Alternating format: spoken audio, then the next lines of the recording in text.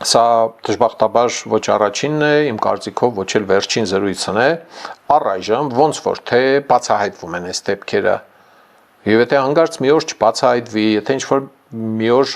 հաջողվի նման գործողություն իրականացնել, սրա հետևանքները պատկերացնում եք ժողովուրդ։ Հա, ու երբ լսում ես այդ զրույցները, բացի այն տպավորությունը, որ երևի թե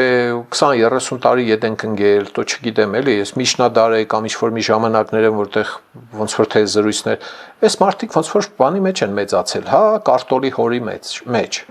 Աշխարհից խաբար չեն, հեռախոս ունեն, TikTok են նայում, էս են նայում,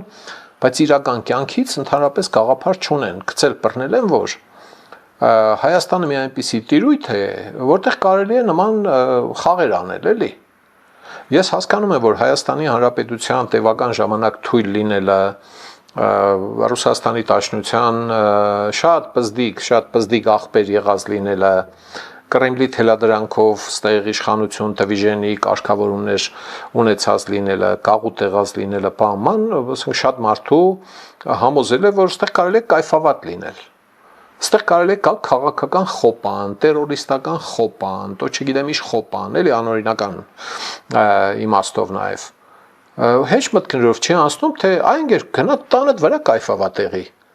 Այ կյադեք, դուք ով եք ընդհանրապես։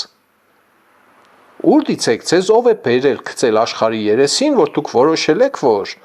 եթե ընտրություններին մասնակցում եք, լավ չի ստացվում, ուրեմն բանը զենքով պետք է հարցը լուծել։ Սիրելի ժողովուրդ, խնդրում եմ լայքել եւ բաժանորդագրվել ալիքը։